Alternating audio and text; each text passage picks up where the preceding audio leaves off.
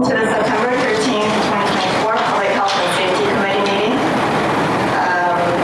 Thank you all for being here today. I just want to start, before we start the meeting, I just want to take a moment to recognize all those we lost 23 years ago on September 11th. I didn't say it was September 11th. And recognize their bravery and sacrifice of the firefighters, the police officers, the EMTs, and the countless Americans who risked their lives to save other people. And that spirit of helping others runs deep in every one of our first responders here in Narberth. And I just want to, on behalf of the committee, I also want to extend our deepest gratitude to the Narberth Police Department, the Narberth Fire Company, and the Narberth Ambulance, who also provide services for our community, and for working hard to provide a very important service for our community. We're thankful. So we have a full agenda today, so I want to keep on schedule. I don't think we have anyone on public yet, but just a reminder that we will provide time for public comment specific for each action item before the committee votes on that item. And we have 4 action items on the agenda today. So first item on the agenda is, could I have a motion to approve the minutes for August 9th, 2024? So moved. I'll second. All those in favor? Minutes are approved, and we have no presentation items. We'll move on to the action items. The first item is, can I have a motion to recommend authorization of a traffic study for Windsor and Dudley Ave intersection? I will move to recommend the authorization of a traffic study for Windsor and Dudley. Second. Okay, and Matt, can you provide? Yeah, so background for that? I'll introduce it a little bit and then turn it over to Sergeant Bernaccio for any additional comments or details. Understanding that there was a traffic study that was completed in 2023 that included this intersection, Chief String is asking for an additional traffic study this year to look at sightline issues, since we've gotten additional complaints. And so we are aware that there was a traffic study that was completed last year that did not recommend a 4-way stop. And at this time, I'll turn it over to Sergeant Bernaccio if he has any other information. Also, we do have our traffic engineer, Mike Schneider, on Zoom. So from confirming with Chief String, there was a review of crash history at that intersection, and it does not meet the guidelines for an all-way stop sign. A review of the internally collected traffic volume did not show the volume required for an all-way stop sign. Based on these factors, do not indicate a need for an all-way stop. Additionally, PA code does not stipulate multi-way stop applications may not be used because of limited available corner sight distance unless there is no practical method of improving the sight distance or reducing the speed limit to satisfy the minimum corner sight distance values. So basically he's recommending another traffic study be done, and or removing parking spaces along the Windsor Avenue on the north side of the street. So the traffic study is regarding the parking? Or just the sight lines. To review any and all Sight sight lines for the parking. lines. Yeah.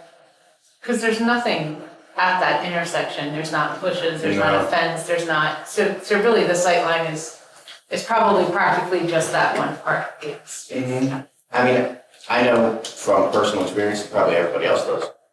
I don't think there's a sight line issue. And that's being in a sedan. So, It seems like some of that is similar to the problem at the Dudley and Rice intersection, where there's an expectation that there's a stop sign to be there because there's a stop sign at Conway. And I think that's kind of the issue there. And also it's close to a park, so I do think that needs to be taken into consideration. Have you received a lot of complaints about that particular intersection, or I've heard myself from people coming up to me complaining about an intersection. I don't know how many. That was the genesis of this request. I know Chief Strang has received multiple requests through MyGov specific to this intersection. I think Gene is right. The issue is because there are stop signs elsewhere along that strip that, I mean, I've been there where I've almost rear-ended people because all of a sudden they think there's going to be a stop sign. They go to stop and it's like, there's no stop sign, folks. You know, especially people, I think, who It are. actually happened to me this morning on my way to the meeting. Yeah, so it's the irony is, the problem is that there's not a stop sign and people think there should be or is creating the issue. And I don't know how you let them know, there is no stop sign here. Well, one of the things Mike has said about this, because we've talked about this over the years, is that because this is a massive issue by Gray Lake. I mean, if we're really talking about an intersection of concern, I mean, when you talk about Gray Lake in winter and you have little kids in and out and drop off all the time, Yeah. and that's a real, not only do you pay chicken, but you have little people all over. But, and Mike, correct me if I'm wrong, you're saying, well, you know, you could put a stop, if you put a stop sign at every block, then you have this fatigue where none of them are effective. So you really have to look beyond just plopping down signs because then it becomes null up and down the street. I will say, you know, the data seem to be pretty clear that it doesn't warrant a stop sign. However, we did say the approach to public health and safety would be kind of a joint measure making evidence-based decisions via data provided by the traffic engineer, but also appreciating that the boots on the ground through public works and police warrants some sort of, you know, really credible information. So this is all to say, I appreciate you saying, I personally don't see this as an issue, but if John String is saying we ought to pay attention to this, I kind of trust that. Agreed.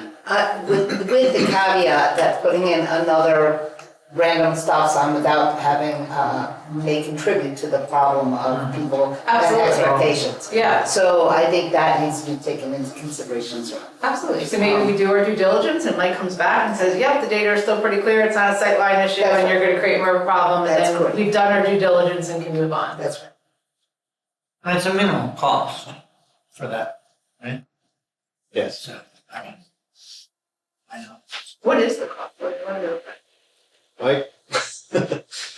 And you're I'll have to look at that again. So just to go back, we did look at sight lines last year when we looked at this intersection. The sight lines were sufficient. We felt the parking was sufficiently restricted in advance of the intersection. Also, this intersection, just to clarify, is a little bit better off than some because you only have traffic entering from one direction of the side street. It's one way heading southbound, I believe there. So you don't have that odd, north and south kind of waiting to see who's going to go as the traffic's continuing along Windsor. So it's a little bit of simplified movements, which again leans towards not requiring a stop sign at that location.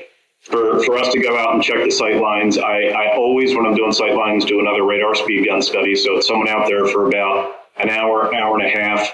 So to complete the data collection, then compile it and put a small report together is about $500 or less. Yeah. It's a minimum investment for a maximum return. Yeah, and then we're kind of closing the case on this. Yes. We've done our due diligence now twice, Yes. and we're gonna move on. Okay. Okay, so if there's no more questions or discussion, I'll take a vote. We're voting on the recommending the authorization. To approve it and to recommend that it goes to council for full review and approval. Okay. Do we want to ask if there's public comment? Oh, yes. Any public comment on this specific agenda item, which is the traffic study for Windsor and Dudley Avenue? Hi, Joe Stratton from 402 Dudley. I think it makes great sense to have a traffic study. Just a note, I've changed my patterns of driving. I live on, I park southbound at the corner of Dudley and Price. And when I'm driving to access Wynwood Avenue, I used to just go down Dudley, but now I find it safer to go down Conway. It's just a safer, I find it a safer approach to entering Windsor, to enter at Dudley. And I think for two reasons. I feel like because there's no parking on the south side of Windsor at that point. There isn't that same dance that you experience when you're when you're entering the intersection of Dudley and Windsor. There are cars on both sides, and when you're making, predominantly I'm making a west turn. I'm going down Dudley and turning right onto Windsor. There's just very little space for the cars that are kind of approaching. There's a bit of a dance there. Summary of that long story is, I found to enter Windsor, I find the Conway and Windsor intersection just safer as a driver than the Dudley-Windsor intersection. Thank you. Thank you for sharing that. Okay, so if there's no more public comment, do we have anyone online? No, just Mike. Okay. I'll take a vote. All in favor? And that is approved. Okay, and then we'll move on to the next action item, which is the authorization of a traffic study for the 200 block of Price Avenue. Can I have a motion for that? So moved. Second. Matt? So I believe it was the last Public Health and Safety Committee meeting. There were several residents from that block of Price Avenue that attended and to voice their concern about the traffic along that block. And I believe Chief String connected with many of them after that meeting to listen in more detail about the issue. And again, Chief String is recommending that council authorize another traffic study to look at those conflicts. If you can visualize it, if you're taking a left off North Narberth and off the Forest and coming up, there's a crest, and there are driveways right at that crest, and it makes it difficult to see cars coming either way. And so my understanding is that he's asking for a traffic study to review those conflicts. And at this time, I would turn it over to both Sergeant Vernaccio and Mike Schneider to talk about or answer any questions that you might have. I really don't have anything other than he did advise me about this. It is a problem. We have a problem getting down the street ourselves for emergency vehicles. I just want to clarify, you said the top of Forest. Forest goes No. into Windsor. No, it's at the Right. old church. Yeah, that's church. It's this. Where the apartments. So when you're turning off of Forest Yeah, to the going left, up to, up Price, I see, okay. it's this. Yeah, it really, I mean, this is not the great Google Streets because it's construction, but it really, it's double side parking. It really Yeah, does. I see, yeah. Because the intersection you were describing, the top of Forest is another intersection. So Just wouldn't. difficulty where with seeing traffic coming. yeah. I do. Fortunately, though, that is a four-way stop. So That one is not. At Forest and Woodbine? And Woodbine is not. No, not Forest and Woodbine, Forest and First in Price. Essex. Oh, I'm thinking Forest. Well, I don't think Forest intersects with Price. No, Yeah, yeah, it's, sorry. you're Essex. talking Essex. Lord, You're thinking Yeah, yeah. Essex. Yeah. Essex, thank you, Yeah. Forest, next block down. Okay. Between Essex and Forest, I was thinking Essex, I come in Yes. Dudley, sometimes I come in Essex, take a left. Yep. Gotcha. So we're just looking at that one block. Okay. Okay. I mean, it's really, it's the edge of that intersection. It's not even really the whole block, right? Well, I mean, the whole street is tight. There's parking Yeah. on both sides. Yeah. Like, Okay. getting down there, everybody lives here, so they've probably tried to travel down there. Yeah. It's a tight street. Yep. So the alternatives we're looking at is turning it into a one-way Or or parking on one side of restricting the street. parking. Thinking one way is probably gonna be the more appetizing option. Yeah, yeah, give the apartments Yes. on I that think street. those neighbors, if we come back and say, yeah, we agree with you, it's a problem, by the way, we're taking away half the Yeah, I parking, think they're a not couple gonna be people very say- happy. Yeah. And if you're pulling out of your driveway, you know that traffic's only coming from one way, not both ways, Yeah. so you're not like at least like that would help. Yeah. I'd rather us not navigate into that conversation. Yeah. And rely on our traffic Yeah. engineer Yeah. to provide that guidance. Is there a thought as to which direction? Wouldn't Mike figure that out with a Yes. bigger landscape? Yep. Okay. And is there any other questions or comments on that? Then I'll open it up to the public for any comments on this specific action item. Hi, Joe Stratton, 402 Dudley.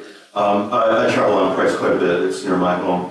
I love the thinking about increasing the safety there.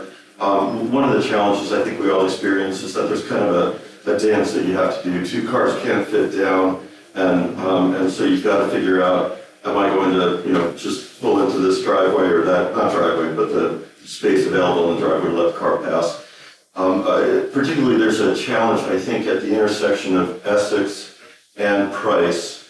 I think one of the challenges is when a car is turning from Essex, either going north or south on Essex and turning east on Price, if my direction is correct, toward Margaret Avenue. There's not much room at that intersection for people to do the dance. An option, in addition to one-way or only parking on one side, and I think an additional option is just to create more space for the dance, meaning that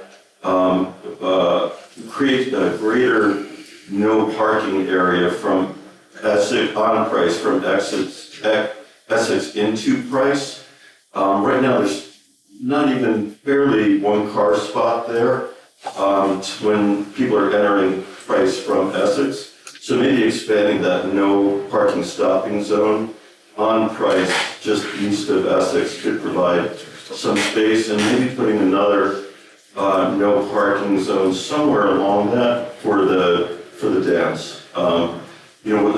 There's a spot where parking enters the 201 State Line complex. That's where a lot of people dive in, and maybe if there's an area, perhaps on the north side, but a bit of a no parking area, so that for that juggler, that dance. I would just consider that as a third option. All right, thank you. Thanks. And I would expect the cost for this traffic study to be higher than the one that we just discussed, and would defer to Mike to give us an estimate. And I know I'll have a firm estimate or a firm quote for you ahead of the council vote. I don't have that now, and I'll ask Mike if he could just kind of give us an estimate of what that would be.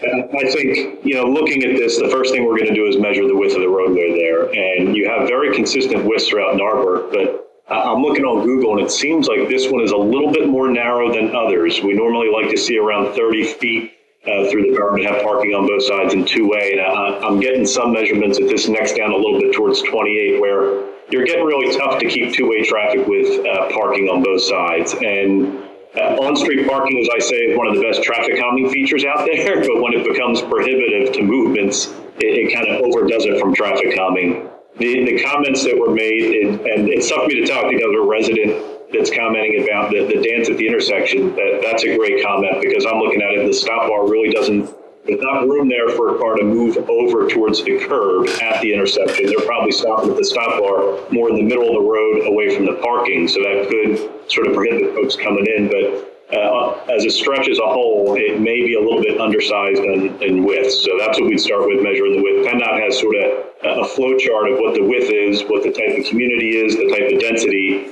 and how much you need to have two-way with parking on both sides, two-way with parking on one side, or one-way with parking on both sides, those sorts of things. So we'll see where the roadway falls on that list. I don't know that extensive counting is needed. This is more of a geometric look.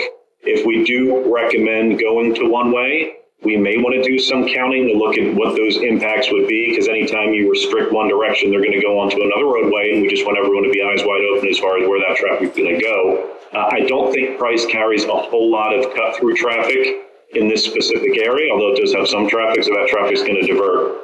As far as the cost for us to look at this, this would be more of a $1,000 effort than a $500 effort, just because we're going to have to do a little bit more review and possibly come up with some options for the borough to consider. Thanks, Mike. I want to stay on target because I think we have really important items, but I will, just as kind of a historic perspective, I appreciate this approach because we've always, since my time on, since before my time on council, when I was advocating for Iona, everyone was saying we need a comprehensive streets evaluation, right? It had been so piecemeal, and that there was never kind of a holistic 360 view of traffic patterns and walkability.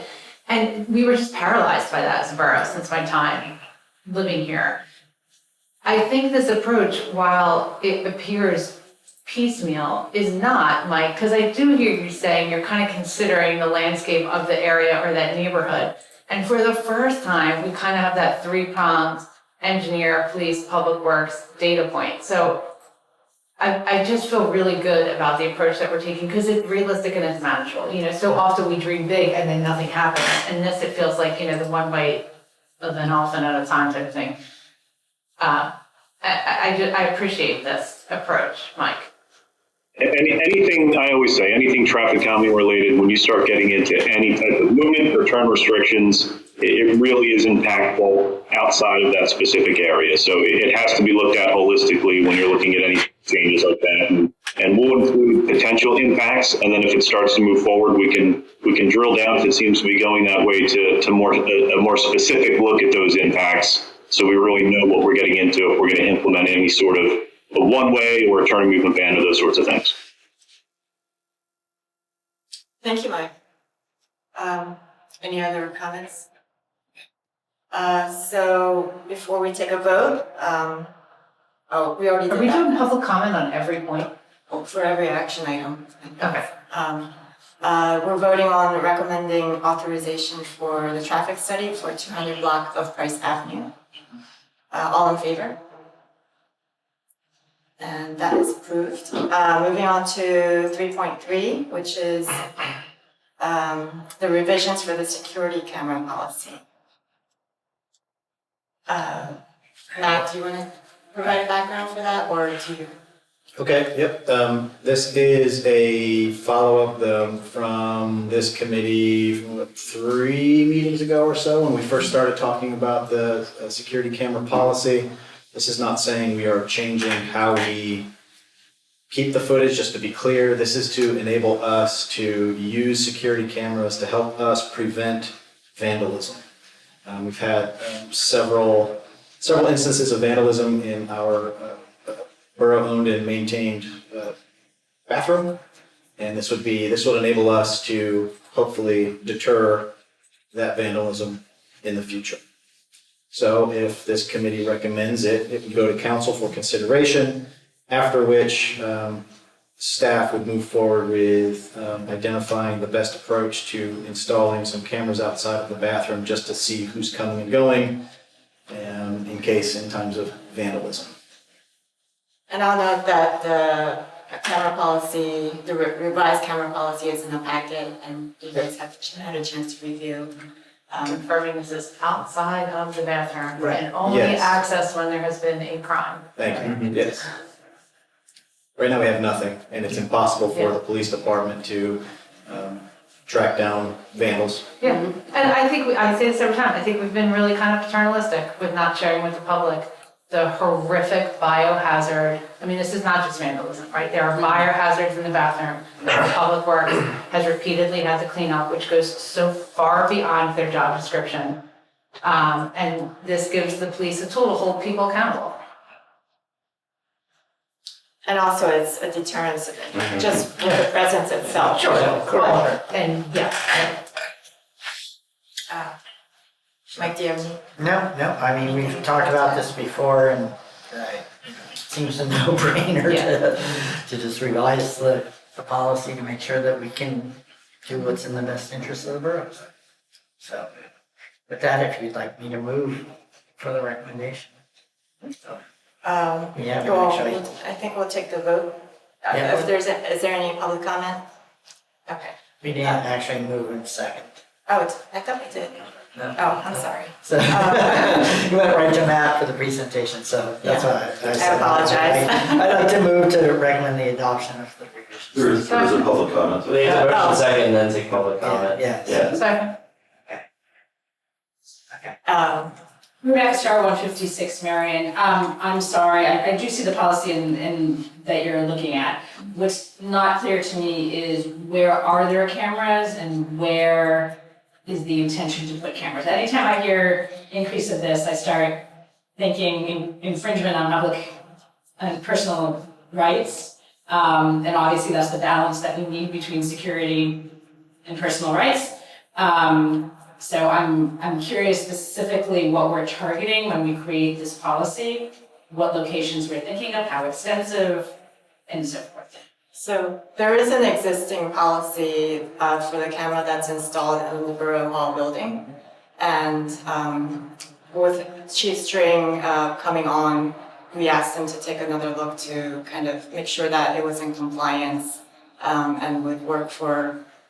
We were also looking at installing a camera in the park, Narberth Park area to deter some vandalism that was happening there. So really it's the addition of one camera in Narberth Park. That Just one camera in Narberth Park trained on the bathrooms, Yes. right, Outside. outside of the bathroom. outside the bathrooms to capture where? Who goes into the bathrooms? Who goes into the bathroom? Yeah, actually, I can't find it online, I was gonna try to send it to you, I can't find it on our webpage, but the camera policy should be posted on the police page, and you should have that. I think it was, Yeah, maybe Andrea can send it to you, so you can look at it too. And to be clear, we wouldn't be watching it in real time. It's, the whole idea is it's only going to Yeah. be accessed if and when there's an incident. And Right, it I mean, needs I to see be the reviewed, revisions so- of policy and like, I'll read it. Yeah, so that's important, you know, in terms of the privacy. And obviously, like with ring cams, and you know, like Yeah.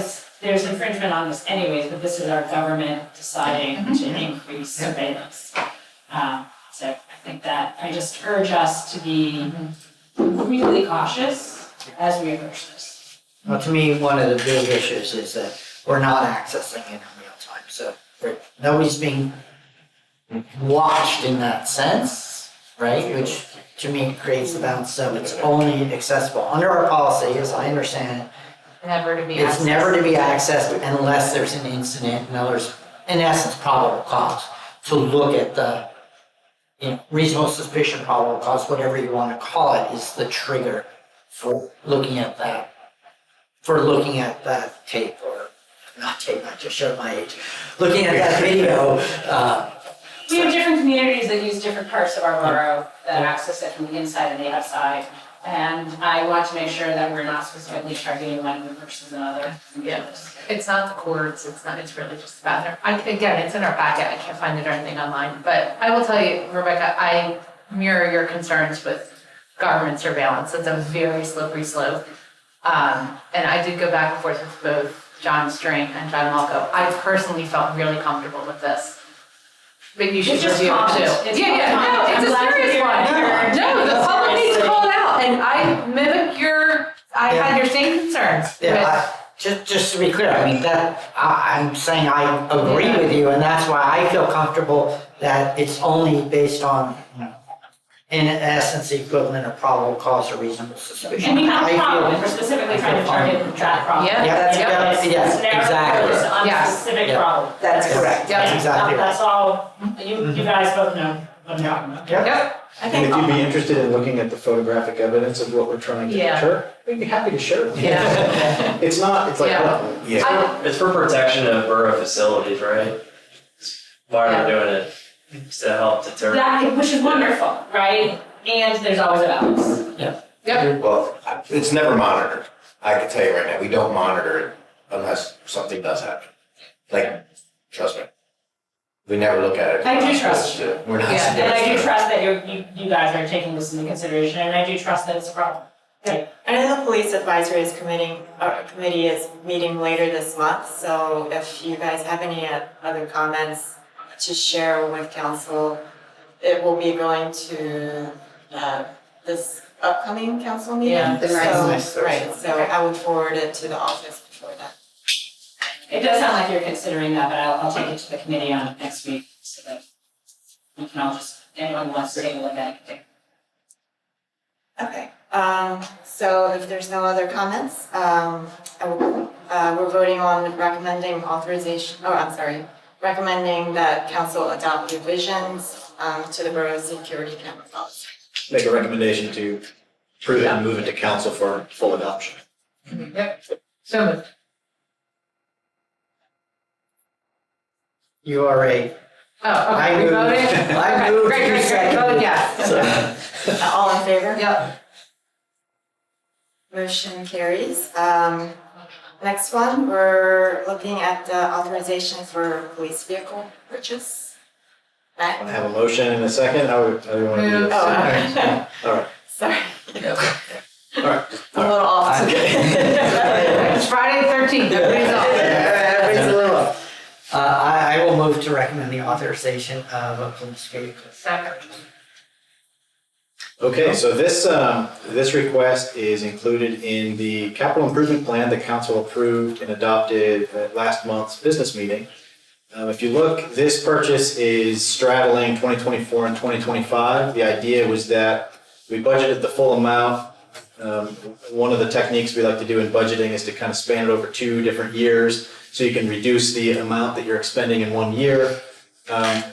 The reality of it is even if council authorizes this purchase at next week's meeting, the reality of it is that we won't be getting this until early 2025. Just the timing of how you go about ordering it, the upfitting, the decaling, it takes quite a long time before you get delivery of it. So a lot has changed with this one in the last 24 hours. Originally, we had recommended, Chief String had recommended the purchase of a gasoline Interceptor SUV.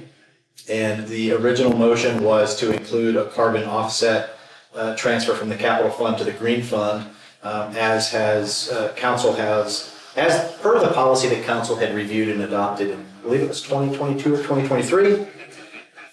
In the time since, this was yesterday, hats off to John, Chief String and Jeff Eldon for putting our heads together and reevaluating this request once again.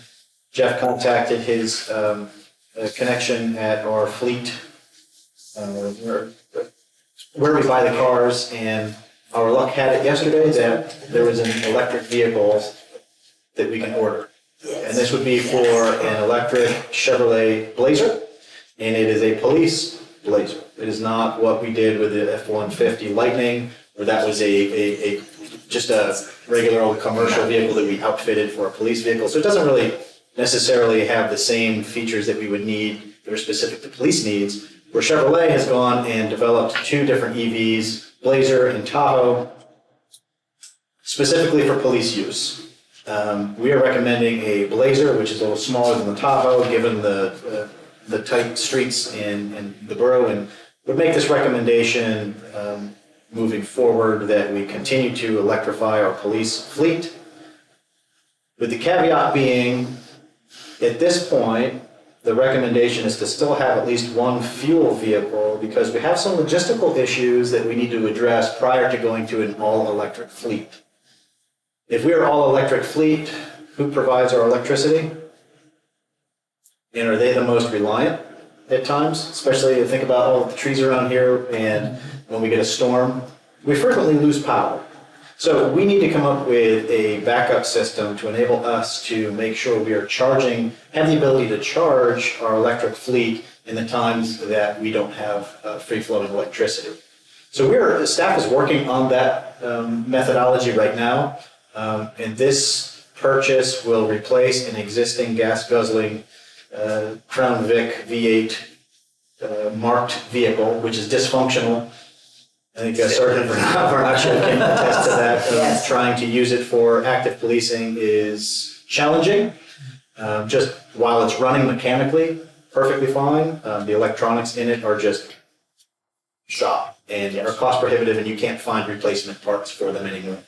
So this is really exciting. I'm pleased to make this recommendation to purchase another EV for our police. And if this committee recommends council approval, and if council approves it next week, we'll put that order in and we should have this delivered early 2025. And this was slated already for 2024 in the CIP?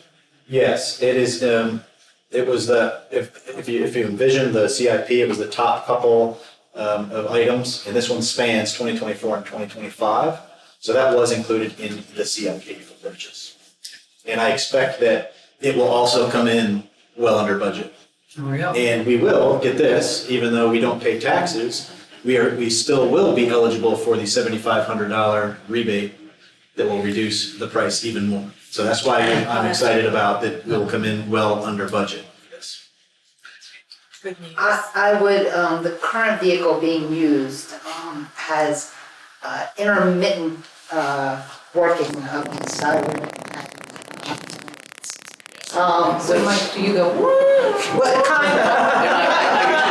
Flashers on, raise my arm, maybe keep them warm. I think I'm gonna take my vote back. because I want to see that. There was an incident where Mike attempted to stop a vehicle, bypass a school bus, and all of a sudden things wouldn't work, and you sat on the horn and waved your arm. Yeah, Yeah. she's being serious. That did happen. That was actually last week. Yeah. Yeah. For liability purposes, Yeah, it's enough. It's not the most professional. No, and you know what, if an officer is responding to an emergency and doesn't have use of, and gets in an accident because someone says, I didn't know what this guy was doing, and I think we would be on the hook for. I think looking at that whole list of all the things that was wrong with that vehicle, I was surprised it was still being used. Yes, yes. It's like the last ditch effort when you. It is You know a what I mean? 2011, 2010. 2010. Yeah. wow. Got our money's worth. We've gotten our money's worth. Might be the last Crown Vic in the county. I Yeah, think it is. it is time to upgrade. It gets 8.21 miles to the gallon. Yes. Yeah. Around town, yeah, I did the math, and it's 8.21. So for a Stop and go variety, traffic around. yeah, for Yeah. a variety of reasons, it's And we good. just, Maybe Borough for has- nostalgia, you know? I thought this- I know, maybe you could put planters in it or something. You know what, we could get it registered as a classic car at this point. the borough has not done a good job historically maintaining its fleet and managing its fleet. Yeah. And thanks, I just wanted to say a special thanks to Jeff and his crew for changing that. And if you've looked at the Public Works fleet recently, it's different. And we're still working on the police fleet. And while you might say, why do we need 3 vehicles? That was evident a couple of weeks ago when one or both of our active police vehicles need to go into the shop for repair, because if you remember, one of them got hit and needed to go and get some body work and was out of service for about 2 weeks. We have to bring in that backup, and when that backup is dysfunctional, then Yep. we're flat-footed, and that, to the mayor's point, it puts us in a bad position for liability. I just had a quick question about the charging infrastructure. So all of the police vehicles, they're being charged currently in the parking lot? That's EV correct. chargers? So there's no dedicated charging for the borough Not yet. vehicles? And that's another thing that we are working on. I'm not just plant a little seed. We're working on a plan to address that. I don't want to get too specific because it's still an active situation. So we don't have enough details to share. Is there any kind of plan in the event of power outage for a generator or of some sort? That is what that's what we're currently Okay. exploring. Yes. We'll still have one Yes. gas car. 2, if you count the unmarked chief vehicle. Okay. Because I think that's a good point. We gotta make sure that we have a contingency. We Yep. have an ice storm, we've had ice storms or snowstorms where, we didn't have electricity for 5 days. So That's correct. you can't, that's probably the worst time not to have active police, Right. Yeah. where limbs are falling and, we had a serious injury on our block because of that. remember. Certainly I would want the police there as fast as possible. Agreed. Yes. Okay. We do have to move on. Yeah, So any public comment on this specific action item? Okay, so we are voting on moving to council for approval of the purchase of the EV Chevy Blazer vehicle for the police department. And similar to the other 2 motions, we should have specific costs prior to the council meeting. Okay. Okay. Yeah. All those in favor? Thank you. Motion carries. And then we'll move on to discussion items. Any update on the single-use product ordinance? It went into effect September 3rd, so it is in effect. I have not received any feedback, comments in the office. I have not heard anything coming in, so I really, commend the all-out blitz, the information blitz that we did, and educating the business owners and community. So As a store owner, I can tell you it's been a tremendous help that Lower Merion kind of went ahead of us on this. And so customers coming into the borough from Lower Merion are already acclimated. They're not using plastic bags.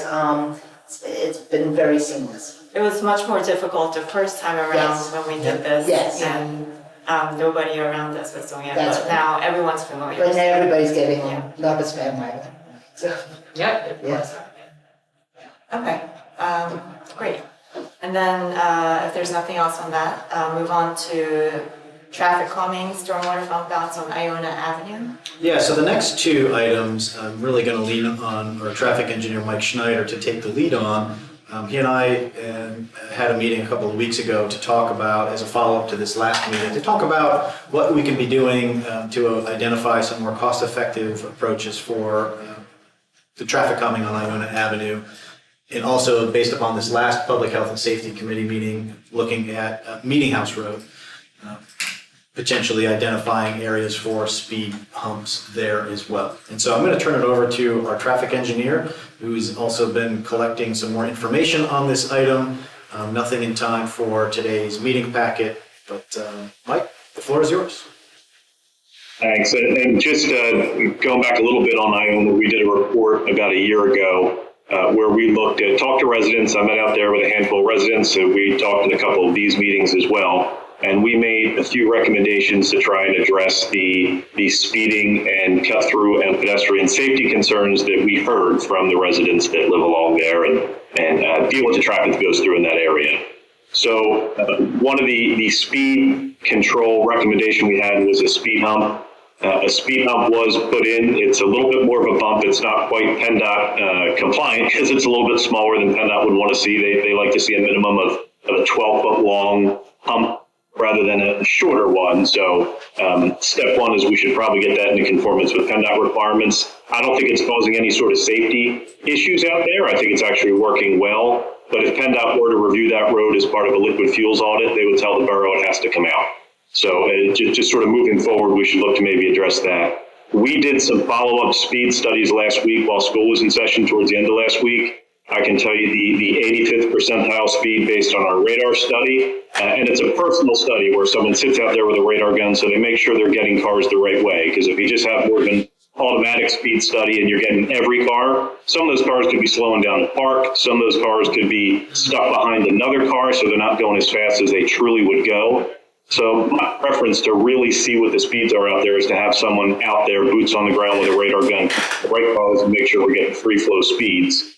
The 85th percentile speed on Iona is 22 miles per hour, which we dream of getting 85th percentile speeds at under the speed limit if we're trying to look at stopping. So based on my review, I do not see a speeding issue on Iona at this point. I believe that has been addressed with the speed hump. There's also not a ton of room to speed. It's parking on both sides and stop signs sort of at either end at Windsor, end at Meeting House. So there's not a lot of room to get too far up to speed, but we were seeing higher speeds before the speed hump went in. So I think that speed hump installation has really helped with speeds along there, and I no longer think we have a speeding issue on Iona.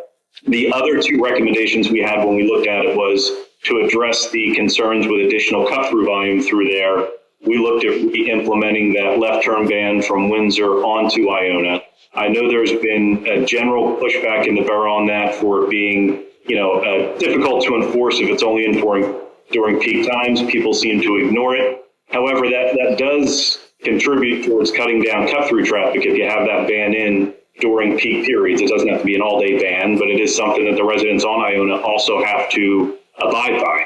So if we're still getting complaints of additional volume through there or overwhelming volume through there during the day, then that is still a recommendation that we would look to implement in that location. Then the third part of it, and I'm just giving a summary, we could talk about each of these points. The third part of it was we heard concerns about pedestrian safety and crossing and cars going a little bit too fast.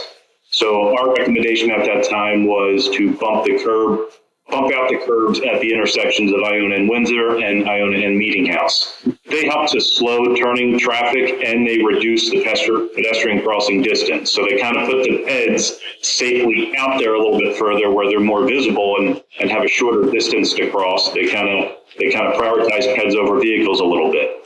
When we looked at that a year ago, we thought it would be great to double up with another effort the borough has, which is to do stormwater bump outs to meet some of our pollutant reduction plan requirements. So it seemed like a win-win in this area to have those stormwater bump outs that also work as traffic calming bump outs. Since that time, we have looked at stormwater a little bit closer there, and we do not get a lot of stormwater management benefit or PRP benefit at these locations just because of the elevations and how water flows through there. So, bump outs at these locations that we had recommended previously would be really traffic calming only. And I wouldn't say that they would reduce speeds along Iona.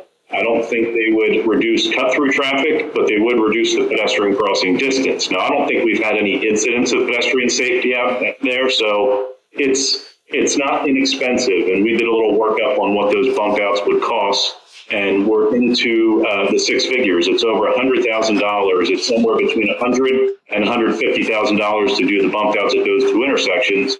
ADA ramps are really expensive right now, both the design and implementation, and we have 8 ramps through there. It's about $5,000 a ramp, so we're at $40,000 just to rebuild the ramps, which would be part of the bump outs. So it is not an inexpensive improvement through there. So there's always a question of bang for your buck, and is it really worth it if it's not going to cut down the traffic on there, and if we haven't actually had pedestrian impacts. That said, it's certainly something that can be looked at as a phased approach where we can sort of delineate where bump outs would go for a much lower cost and see if it seems effective, see if people like it, and then we can always come back and formalize those with actually constructing the improvements with new curbing, new ADA ramps, and some swimming lanes in the town. So, the bump outs are still something to consider in that location, but I just want to make everyone aware that they are very expensive and they're not going to reduce, in my opinion, really reduce volume along that area if that's the major complaint.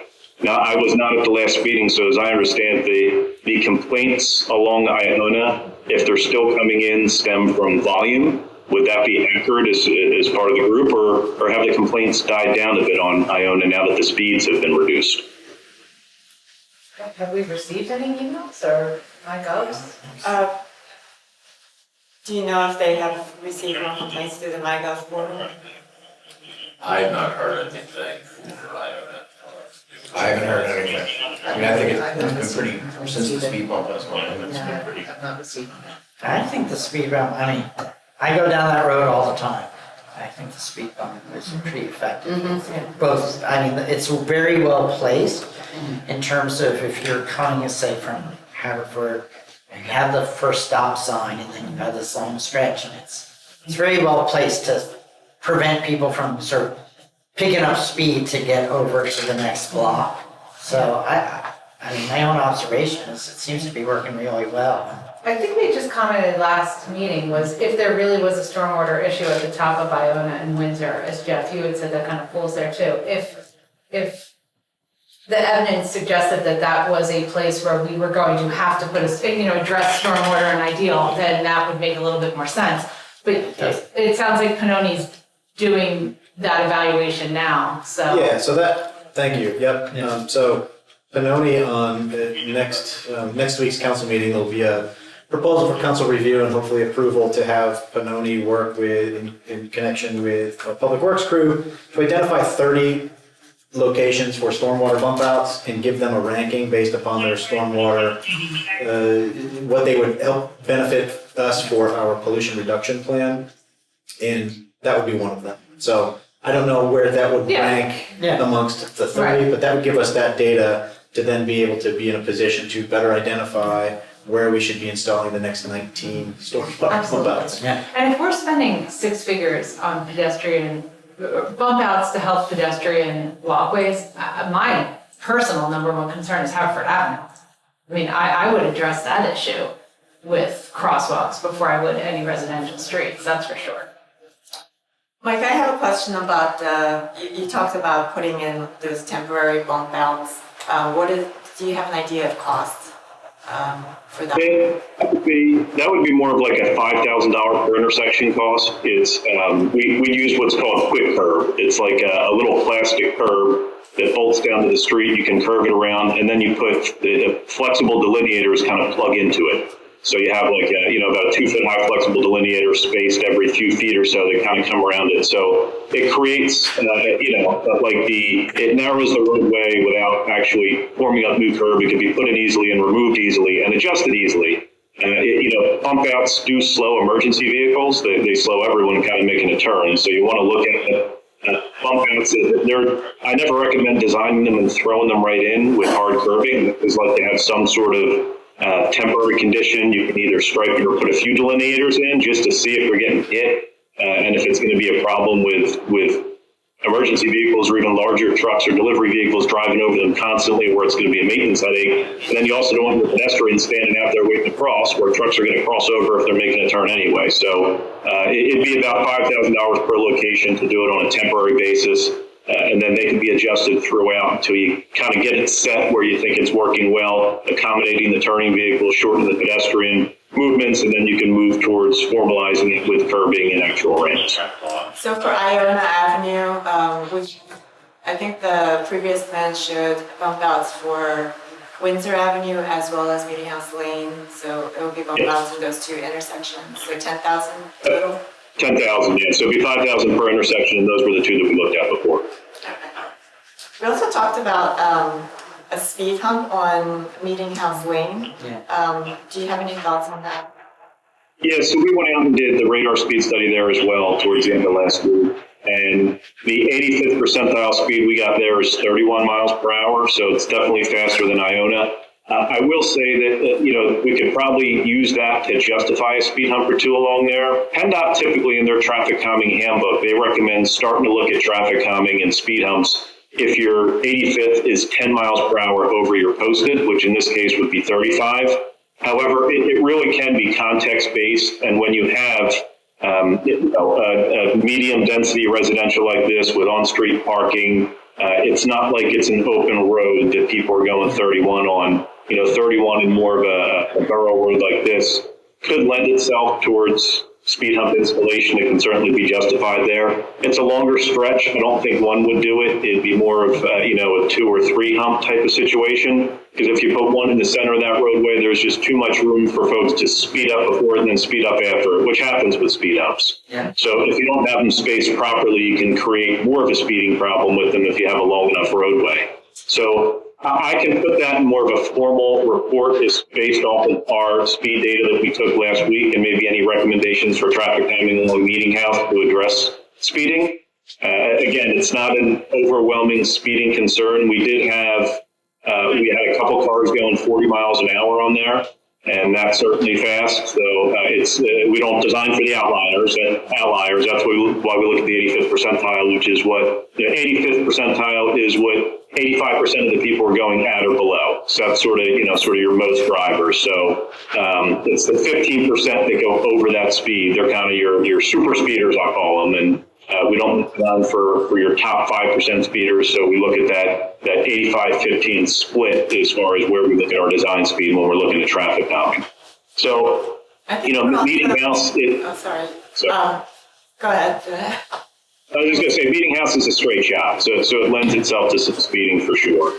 There's not a lot To of. get A lot more residents. traffic. Yeah. And a daycare and a bank and a cut fair. Yeah, we're about to get a lot more activity in that block. I would love to see us as a committee really concentrate on that, given those points too. And it sets the tone for the borough. I mean, that is a major entryway. You're coming in. Yep. I apologize. Here you go. I got Okay. burned. See ya. Thank you. Yeah, I guess I was just gonna say, I think I'd not be in favor of necessarily doing those curb cuts even at the temporary minimum price, because it's a little bit of the horse before the cart before the horse. If we know that they're at the bottom of the stormwater drain off list, like, we're not gonna do it, so why even do it temporarily? But, and I think I said this last time, I'm really in favor of putting some speed bumps on Iona, especially with the building opening. I mean, I see people coming in off of Montgomery. My wife and I walk that block a lot to walk over to Rite Aid. And so I'm there often, 7:30 after dinner, we take a walk over there. And there are cars coming in off of Montgomery or straight down across Montgomery from Meeting House that are going fairly fast. Mike and Matt, I don't want to put you on the spot, but can you recall, I can't recall, how much was the speed hump? And then my question is, okay, we multiply that by 3, is that possible in our budget? Not holding you to, we need 3 or this is the cost, but just to get a general sense. The speed hump that is currently deployed or the speed hump that should be deployed? Well, we It should be probably. the one that should be. Should, yeah. So I don't know, it depends on what you want to do, because there are modular systems, and Mike, please jump in and correct me if I'm wrong, but I seem to remember from our last conversation, we can use the similar approach as the one that's out there, but it needs to just be extended. Right, So yeah. there's those types, and then there's the ones that you pave, like down on Gypsy Lane, Yeah. that Lower Marion has done. There's 3 of them down there. So it depends on which types you want to go. Pricing wise, I have no idea. Okay. I usually budget around $5,000 per speed hump. We usually get bids in to pave them for, somewhere between $3,500 and $5,500 if we're gonna have a contractor doing them asphalt. And then it's usually a similar price, and if your public works is installing them, then it's a big savings there as well. And I will say the one that's there, while it's too short, I think the modular pieces are still usable. You just need a few more pieces to make it longer. There's some pieces in the center you can put, but those modular ones that bolt down, they're pretty easy to work with. The temporary versus permanent, what I hear from complaint-wise is the temporaries are a little bit noisier. Going over the material, you hear it a little bit more. When it's asphalt, you don't really hear any noise from the tires on the road. But the temporary ones are nice because you can always pull them up and move them if you need to. Once they're in permanent, there's no way to get rid of them until you mill them out. So the temporary ones aren't bad. I mean, I live in front of the temporary one. I can tell you it's a heck of a lot less noisy than when people hit my car in the mirror. That was loud. Yeah, I don't see that as a quality of life issue, but gosh, we're talking $15,000, even $20,000 to significantly traffic calm a major entree into our borough, I personally would be for fast tracking that if we can find it in the budget. Can I add something? Yeah, please. That section is on my proposed paving list for 2025. So I was trying to tie that all in. When the property is done, we can pave, I own it, come down on Meeting House. So it is on my list. Eric and I have been talking about that. And Mike, can you just confirm the speed hump? It's not just an impact on speed, it's also traffic volume. Correct? Or Meeting House? On Meeting House. Yeah, we look at that for our recommendation. Right now, I just ran out and grabbed speeds, but we look at the volume as well. So there is a significant amount of, I'll call it cut-through volume, but it's really volume using Meeting House because of where it takes you to. It gives you access to a lot. So a lot of folks kind of feed into there from Iona, from Windsor. It's a jog kind of put that way. We've established that before because we counted Iona and Meeting House and Iona and Windsor, and you just saw the movements. Left on the Iona, then a right on the Meeting House, and then the converse in the afternoon is really whatever it's doing. So you do have certainly a lot more volume on Meeting House than what will be generated from the homes on there because it's a bit of a through street. So speed humps could potentially, they say in the traffic calming handbook that they do impact cut-through traffic and can reduce it, but at a smaller level. They're not really seen as a fix-all for cut-through traffic. They're more controlling the speed that's through there, but the volume does factor into that for sure because, if it's more cars going fast, it's worse than less cars going fast, so it does factor in. How well do these temporary things hold up? Like, what's the lifespan for them? Because I know when I drive, I go to see my mom up in White Marsh. There's a whole area where there were speed bumps, and they've sort of fallen apart. Like they're like, they haven't been there. I think they've probably been there about 5 years because I did the same drive all the time. And already these speed bumps, like if you go down Bell's Mills up in that area, through the park, they're already kind of degrading and falling apart, being kind of useless. Are these the temporary ones or are they permanent ones? I assume they're temporary, but I don't know. They're not full length bumps. They're more like square kind of. Those are the rubber temporary ones. Yeah. Yeah, the more permanent ones hold up significantly longer. Yeah. Okay. Unfortunately, we do have to move on, but I just wanted to confirm, do we have funding available for something like this? I mean, I guess we're talking in the range of $25,000 altogether for both the speed humps and the temporary bump outs. I don't have an answer for that right now. I'm not prepared to provide that. I need to see it, I need to look at, I need to coordinate with Mike Schneider and get some more solid costs and see where we can adjust some. I don't, probably, I'm just not gonna commit yes or no yet. Okay. Well, I just wanted to express support for those measures, and I think- think we're in It agreement. may be that we have to wait till we're paved anyway. Yep, that's what I was just gonna say. Yeah. Yep. But that's great. 2025. Oh, well, which is around the corner. Yeah. Okay, so no other discussion on that. We can move on to additional parking along Haverford Avenue. So I know we're up against the end of the meeting here. This is something that I don't believe needs to be settled today. This is something that we discussed, we introduced at the last Public Health and Safety Committee meeting. And this is something that I think we should take our time with and discuss and review. And if anyone has had, hopefully everybody's had a chance to review the draft plans that Mike and his team have drafted for the section of Haverford from uptown next to Citizens Bank all the way down to Wynwood Avenue. If we just specifically look at the area from Citizens Bank down to Conway, the proposal is increasing approximately, right now, 15 additional parking spaces. That's 15 additional parking spaces that do not currently exist.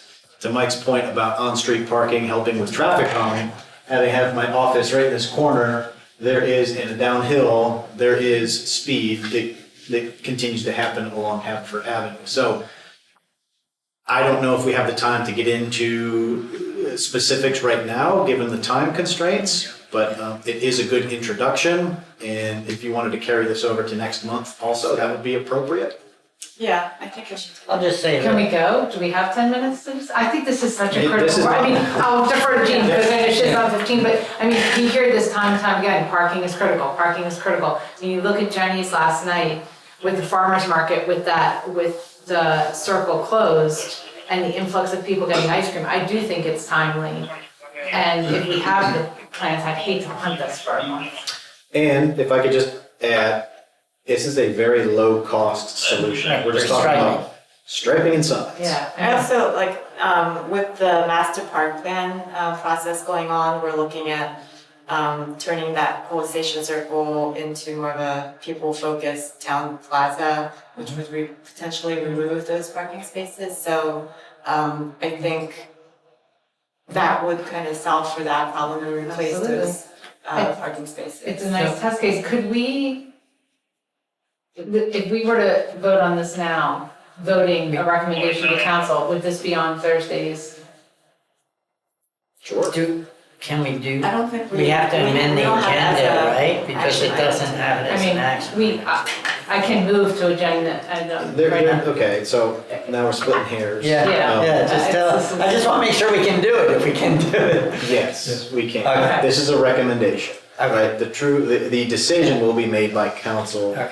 next week. If this committee would want to entertain a motion to propose that this move forward, you can do that. Can I request we do that if there's an And appetite? I'll just add that last week, right after, I don't think we've had a chance to review the plans yet, though.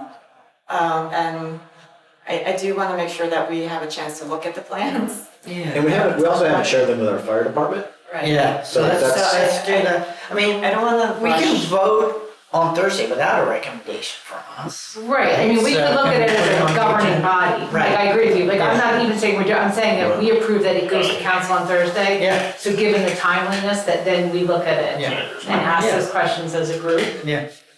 Yeah, can we move to put it on the agenda for next Thursday? That would give us time to, okay. All right. And I'll just say, last Friday when we were, three borough council members walked up from our meeting before we had our, and somebody came flying, we were at the crosswalk right here.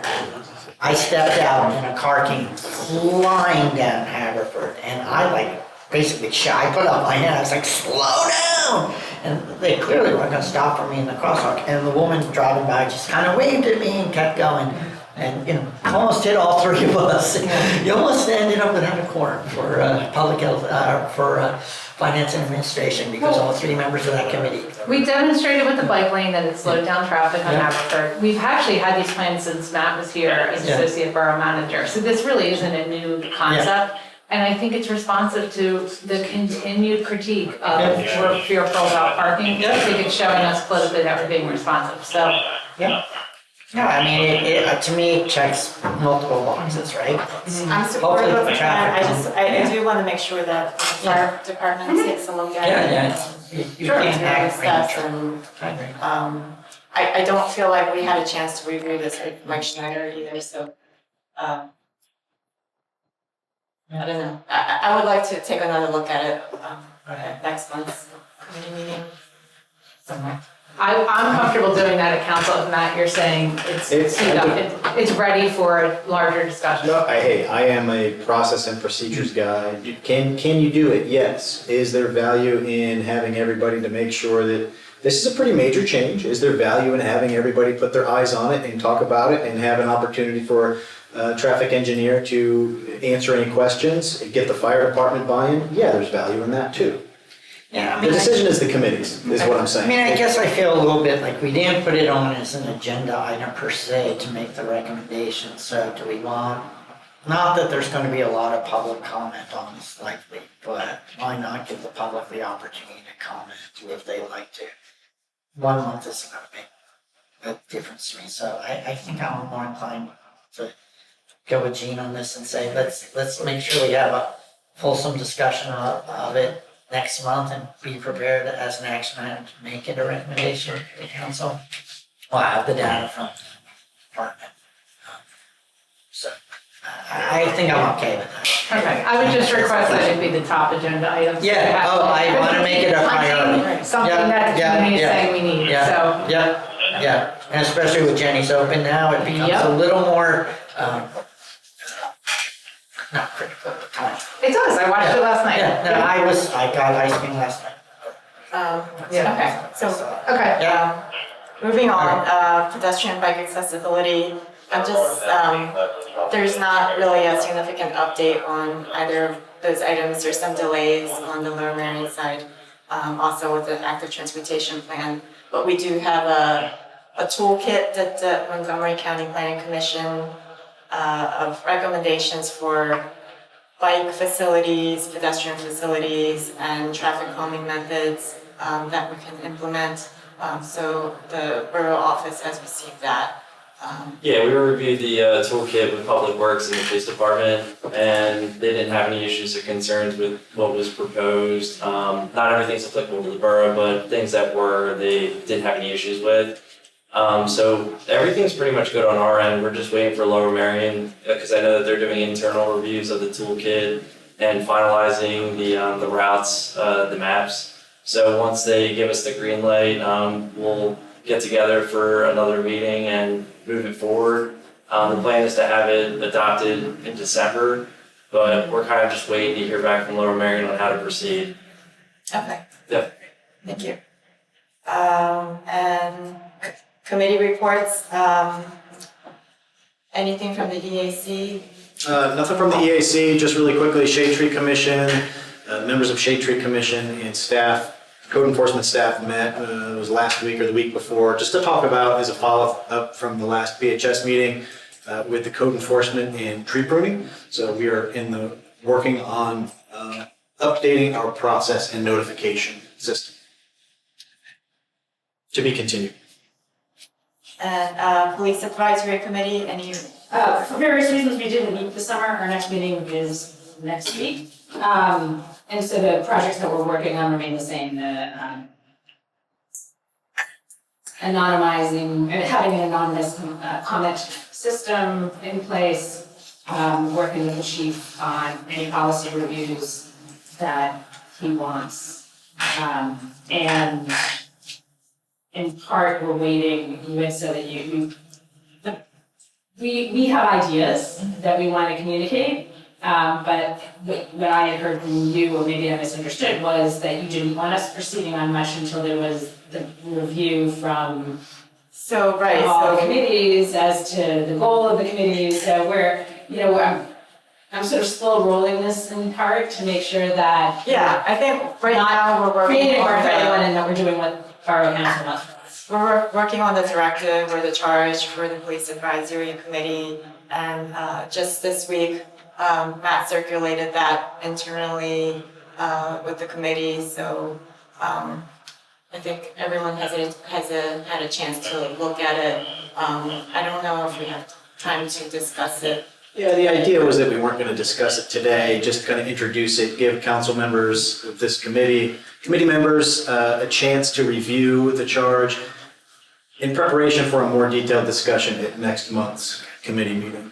Kind of keep it, the idea is to start at the committee. Once the committees have a chance to get their heads around it, provide feedback, include PAC then to review it, provide additional feedback, keep growing it each step of the way before it gets to council.